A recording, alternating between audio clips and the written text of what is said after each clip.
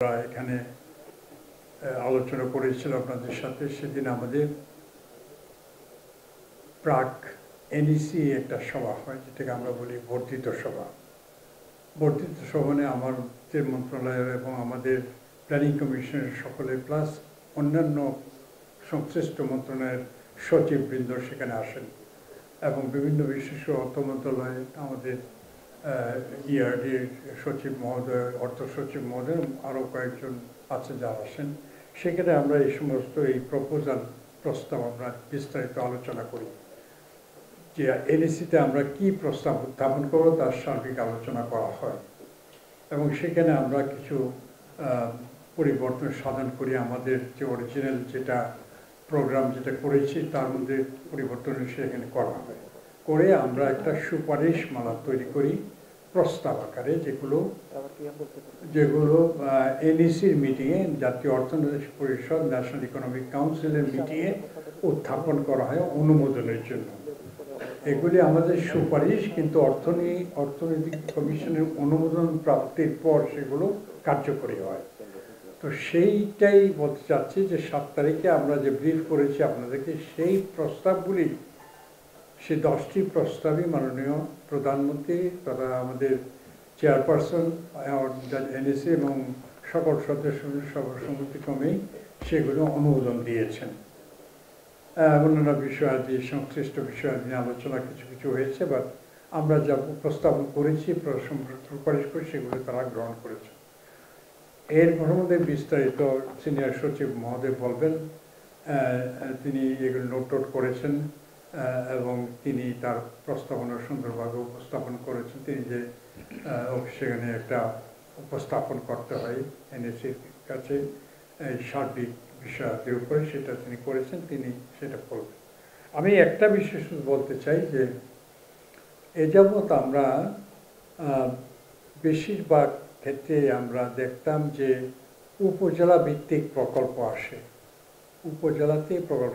সচিব মহোদয় আমাকে একদিন বলেন যে উপজেলা ভিত্তিক এগুলো করা ঠিক হবে না, কারণ এক উপজেলা এখানে একটা কলেজ হলো, ঠিক পাশের উপজেলা আরেকটা হয়ে গেল, তো এটা কোনো সমন্বয় থাকে না এবং একটা উপজেলা কিছুই পাচ্ছে না, একটা উপজেলা পাচ্ছে। তো সেই জন্য আমরা এটা প্রস্তাব করলাম যে উপজেলা ভিত্তিক কোনো আমরা না করে আমরা জেলা ভিত্তিক করি। জেলা একটা হোলসাম ইউনিট, বড় ইউনিট, প্রশাসনিক ইউনিট, উন্নয়ন, সব কিছু জেলার শক্তিশালী একটা আমাদের স্তর, প্রশাসনিক স্তর। তো জেলা ভিত্তিক আমরা যদি করি, তো সেইটা এনইসি সেটা অনুমোদন দিয়েছে এবং আমরা এইসব চিন্তা ভাবনা করছি যে আগামীতে আমরা জেলা ভিত্তিক কীভাবে এইগুলো আয়োজন করব। জেলা ভিত্তিক করতে গেলে জেলা কিন্তু উপজেলা নিয়েই গঠিত, কিন্তু ডিফারেন্সটা হলো, প্রভেদটা হলো যে একটা জেলায় 12টা উপজেলা আছে, একটা জেলায় 4টা আছে। 12টা উপজেলার যে সমস্যাগুলো 4 উপজেলার সাথে সেগুলো মিলবে না। তো সেইগুলোকে আমরা উপজেলাকেই জেলার ফ্রেমে ঘরে আমরা সেগুলো নিয়ে আলোচনা করার চেষ্টা করব এবং প্রত্যেক জেলাতেই, উপজেলাতে একজন সংসদ সদস্য আছেন, 2টা উপজেলা একজন আছেন। আমি একটা উপজেলাতে আমি সংসদ সদস্য, ওনার 2টা, কিন্তু তো এটা আমি বেঁচে গেছি। 2টা আমি একটাই সামাল দিতে পারি না, 2টা খুবই কঠিন, কারণ 2টা প্রশাসনিক ইউনিট আলাদা আলাদা। তো এই উপজেলাগুলিকে আমরা এমপি সাহেবদেরকে নিয়ে বসে একটা অংশগ্রহণমূলক ভাবে যাতে এই পরিকল্পনা করা যায় এবং সেগুলো বাস্তবায়ন করা হয়, যাতে করে আমরা কয়েকটা বিষয় নিশ্চিত করতে পারি। প্রথমত আমরা সার্বিকভাবে একটা পরিকল্পনা করতে পারি। সেই পরিকল্পনা 1 বছর হতে 5 বছর হতে পারে, যত টাকাই হোক আস্তে আস্তে হবে, কিন্তু একটা মাস্টার প্ল্যান যেটা বলি সেটার ভিত্তিক সেটা হবে, সেরকম একটা চিন্তা ভাবনা আমরা করছি। এবং মাস্টার প্ল্যান ভিত্তিক হবে এবং অংশগ্রহণমূলক হবে। সকলেই কিন্তু প্রাথমিকভাবে তো আমরা এমপি সাহেবদের কথা বলতে চাই, পরবর্তীতে প্রয়োজন মতো উপজেলার চেয়ারম্যান সাহেবদের একত্রিত করে আমরা কথা বলতে চাই, যাতে তাদের যে লক্ষ্যবস্তু আছে, আশা আকাঙ্ক্ষা আছে, সেগুলো এর মধ্যে সমন্বয় করে আমরা সেগুলোকে বাস্তবায়িত করা, প্রকল্প হিসেবে বাস্তবায়িত করার জন্য প্রস্তুত করতে পারি। এই একটা বিষয় মাননীয় প্রধানমন্ত্রী, চেয়ারপারসন, এনইসি এবং সদস্য সকলেই এই বিষয়টা অনুমোদন দিয়েছেন। আমরা এখন এটা বিস্তারিত নিয়ে কাজ করব এবং আশা করি এই যে উন্নয়নের ধারা, যেটা বিশেষ করে গ্রামীণ অবকাঠামো, গ্রামীণ স্বাস্থ্য, গ্রামীণ যোগাযোগ ব্যবস্থা, গ্রামীণ শিক্ষা ব্যবস্থা, এগুলির উপরে বিশেষ দৃষ্টি পড়বে বলে মনে করি। আমি এই দায়িত্ব গ্রহণ করার পরে আপনার সঙ্গে উপস্থিত হয়েছেন, আমি এই কথাই বলেছিলাম যে আমাদের উন্নয়নের চিন্তাধারাটা গ্রামে নিয়ে যেতে হবে, যেটা মাননীয় প্রধানমন্ত্রী সবসময় বলে যে গ্রাম নিয়েই বাংলাদেশ, গ্রামে উন্নয়ন করলে সবই উন্নয়ন হবে, গ্রামের ভিত্তি হলো গ্রাম।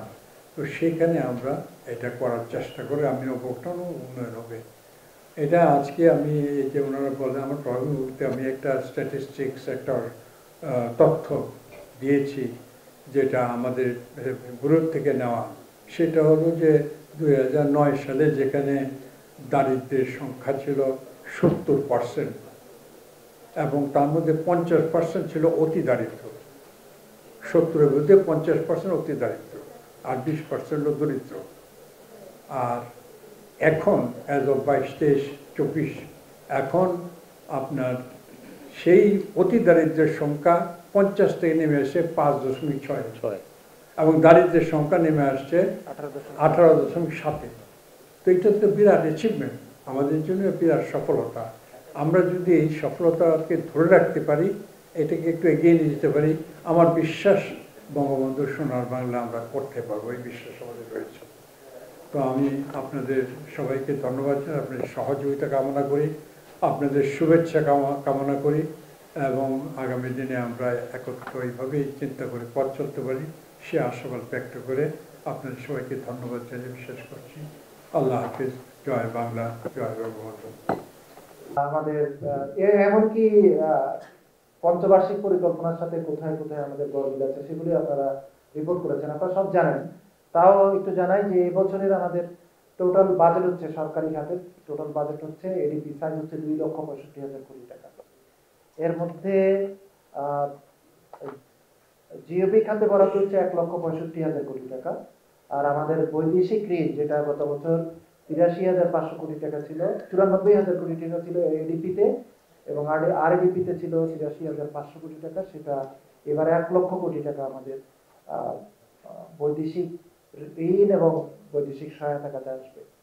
এই 2,65,000 কোটি টাকা ছাড়াও আমাদের স্বায়ত্তশাসিত প্রতিষ্ঠান, তাদের নিজস্ব টাকা আছে, তারা 13,288 কোটি টাকার প্রকল্প সহায়তা দিবে এবং সব মিলে সরকারি এবং স্বায়ত্তশাসিত প্রতিষ্ঠান মিলে এডিপির আকার দাঁড়িয়েছে এবার 2,78,288 কোটি 91 লক্ষ টাকা। আর এবার আমাদের মোট প্রকল্পের সংখ্যা আমি যদি বলি, সেখানে আমাদের মোট প্রকল্পের সংখ্যা হচ্ছে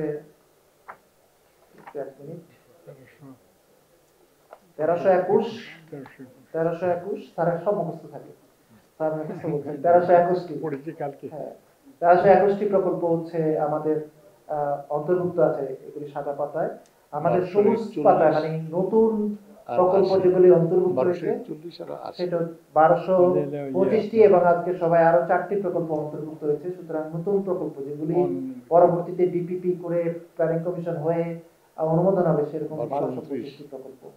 এছাড়া আপনারা জানেন যে পিপিপির আওতায় যে প্রকল্প নেওয়া হয় তার একটা তালিকা আমাদের এডিপিতে দিতে হয়। এবার 80টি প্রকল্প আছে আর 300টি প্রকল্প হচ্ছে জলবায়ু ট্রাস্ট ফান্ডের। আমি আরেকটি তথ্য দিতে চাই, যদিও এটি একটি যুগান্তরে খুব ভালো একটা রিপোর্ট করা হয়েছে, যে আমি দেখেছি যেটা এবারই সর্বকালের সবচেয়ে বেশি প্রকল্প শেষ হচ্ছে।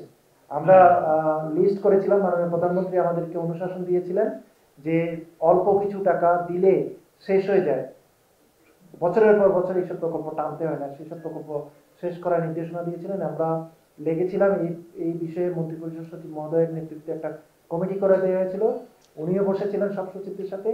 আমরা পরিকল্পনা কমিশন থেকে সকল প্রকল্প পরিচালকের সাথে আমি ব্যক্তিগতভাবে কথা বলেছিলাম একটি সভার মাধ্যমে। আমরা এবার মোট 339টি প্রকল্পের মধ্যে 6টি প্রকল্প মূলত থেকে যাচ্ছে এডিপিতে, কারণ এগুলি বিভিন্ন ধরনের ডেভেলপমেন্ট পার্টনারদের টাকা আসতে একটু দেরি হবে, 30 জুন পার হয়ে যাবে, এই কারণে 6টি প্রকল্প আমাদের রেখে দিতে হচ্ছে।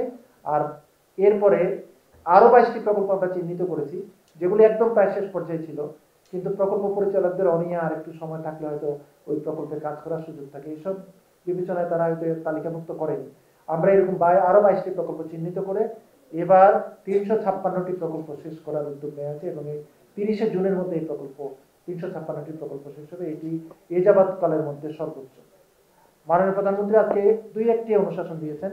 একটি হচ্ছে বৈদেশিক ঋণ এবং অনুদানে যেসব আমাদের প্রকল্প আছে সেগুলি যেন আমরা বাড়তি শ্রম দিয়ে দ্রুত এগুলি শেষ করার ব্যবস্থা করি, এবং উনি আরেকটি নির্দেশনা দিয়েছেন আমাদের প্রকল্প পরিচালকরা, যে আমরা প্রকল্প পরিচালকদেরকে বিভিন্ন সময়ে প্রশিক্ষণে পাঠাই অথবা কোনো কর্মকর্তাকে প্রশিক্ষণে পাঠাই, এবং সেই প্রশিক্ষণ শেষে যখন ফেরত আসে তাকে ওই প্রকল্প অথবা ওই ধরনের কাজে আমরা সম্পৃক্ত করি না। উনি আজকে নির্দেশনা দিয়েছেন এগুলি যেন আমরা ফলো করি, এবং যে বিশেষজ্ঞ ট্রেনিং নিয়ে উনি আসবেন তাকে যেন সেই জায়গায় আমরা পদায়নের ব্যবস্থা করি। আরেকটি হচ্ছে মাননীয় মন্ত্রী যেটি বলেছেন যে যেসব প্রকল্প জেলা ভিত্তিক নেওয়া হবে, ক্ষুদ্র ক্ষুদ্র প্রকল্প না নিয়ে কোনো সেগুলি জেলা ভিত্তিক নিবে এবং ওভারসি করবে জেলার যেসব কর্মকর্তারা আছেন তারা এটা আইএমইতে পরিবীক্ষণ করে। সেই সাথে উনি বলেছেন জেলা পর্যায়ের কর্মকর্তাদেরকে পরিবীক্ষণের জন্য বলেছেন। আরেকটি কথা উনি আবারও বলেছেন যে আমরা যদি পিডিদের জন্য একটা পুল করতে পারি, এবং তাদের জন্য যেমন উনি বলেছেন চিকিৎসকদের জন্য, চিকিৎসকরা প্রকল্প পরিচালক হলে তাদেরকে প্রয়োজনীয় প্রশিক্ষণ দিতে হবে। উনি নির্দেশনা দিয়েছেন তাদেরকে যারা প্রকল্প পরিচালক হিসেবে যাদের কোনো অভিজ্ঞতা নাই তাদেরকে প্রয়োজনীয় ট্রেনিংটা যেন দেওয়া হয় সে বিষয়ে উনি নির্দেশনা দিয়েছেন। এবং বৈদেশিক ঋণের আওতায় যেসব প্রকল্প বাস্তবায়িত হচ্ছে সেগুলি উনি নিয়মিত পরিবীক্ষণের জন্য 3 মাস অন্তর অন্তর ইকনেককে অবহিত করার একটি নির্দেশনা দিয়েছেন। সুতরাং আমরা মনে করি যে আমাদের বৈদেশিক ঋণ ব্যবহারের ক্ষেত্রে আমাদের সক্ষমতা হচ্ছে এখন 70% আমরা ব্যবহার করতে পারি। যদি 1 লক্ষ কোটি টাকা এবার আমাদেরকে বরাদ্দ করা হয়েছে, এটা যদি আমরা বাস্তবায়নে যাই দেখা যাবে আমরা 70,000 কোটি টাকা খরচ করতে পারছি। এই জায়গায় আমাদের একটু পারঙ্গমতার অভাব আছে। তো এই জন্য মাননীয় প্রধানমন্ত্রী নির্দেশনা দিয়েছেন যে প্রতি 3 মাস অন্তর মন্ত্রণালয়গুলি জানাবে যারা বৈদেশিক ঋণ এবং অনুদান ব্যবহারে তাদের কদ্দূর বাস্তবায়ন করতে পেরেছে। এই ছিল মোটা দাগে মাননীয় প্রধানমন্ত্রী এবং এডিপির, এবং আজকে আমরা যেসব প্রস্তাব উপস্থাপন করেছি প্রত্যেকটি প্রস্তাব অনুমোদন হয়েছে। আমরা ফিজিবিলিটি স্টাডি নিয়ে একটা প্রস্তাব উপস্থাপন করেছি। আপনারা নিজেরাই জানেন, আপনারা আমাদেরকে নিজেরাই বলেন আপনারা আমাদের থেকে বেশি জানেন পরিকল্পনা প্রণয়নের বিষয়ে, এবং আপনারাই বলেছেন যে মানসম্মত ফিজিবিলিটি স্টাডি অনেক সময় আসে না, এবং সেটা এনশিওর করার জন্য যাতে এটা 2008 এর যে আমাদের প্রকিউরমেন্ট প্ল্যান তার সাথে যেন সাংঘর্ষিক না হয় সেই জন্য এটা পর্যালোচনা করার জন্য এটা ফিজিবিলিটি যারা সম্পাদন করেন যেসব প্রতিষ্ঠান তাদেরকে নিবন্ধন করা যায় কিনা এই বিষয়ে পর্যালোচনা করে 2008 এর সাথে সেই বিষয়ে একটি প্রতিবেদন আমাদের কাছে দেওয়ার জন্য আইএমইডিকে নির্দেশনা দিয়েছেন মাননীয় প্রধানমন্ত্রী। ফলে আমরা আশা করছি নিবন্ধিত যদি প্রতিষ্ঠানগুলি হয় তাহলে হয়তো আমরা মানসম্মত ফিজিবিলিটি স্টাডি করতে পারবো। তো এই ছিল আজকের মাননীয় প্রধানমন্ত্রীর অনুশাসন এবং আমাদের প্রস্তাব। এখন আমি ফ্লোর ওপেন করছি, আপনারা প্রশ্ন করতে পারেন। Thank you. আসসালামু আলাইকুম। হামিদুজ্জামান